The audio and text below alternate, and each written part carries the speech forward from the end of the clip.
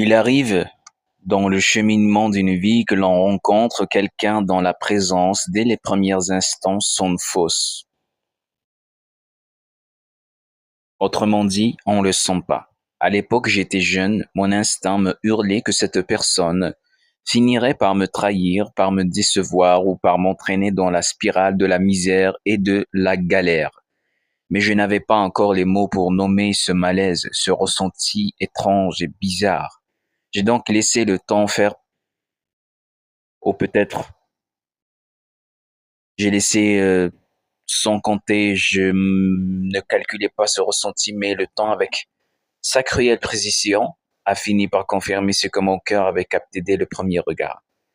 Donc, j'étais pas en tort. Mon ressenti n'était pas en tort. Et mon ressenti, c'est moi en personne. Ce qui n'était qu'une ombre au départ est devenu une évidence. Ce n'était pas un simple malentendu, c'était une nature mauvaise. Une emprise qui, loin de s'améliorer, s'est dégradée de pire en pire sans que l'erreur ne vienne jamais de moi.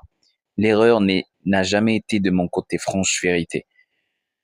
Le plus douloureux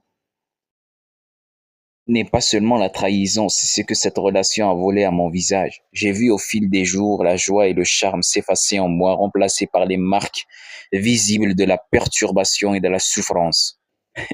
Alors que les gens de mon âge s'épanouissaient, riaient et savouraient la légèreté de leur jeunesse, moi j'étais plongé dans une obscurité imposée. La misère que l'on m'a fait subir s'est inscrite sur mes traits, mon front, dérobant mon éclat pour ne laisser que le silence et la peine. Le silence et la peine.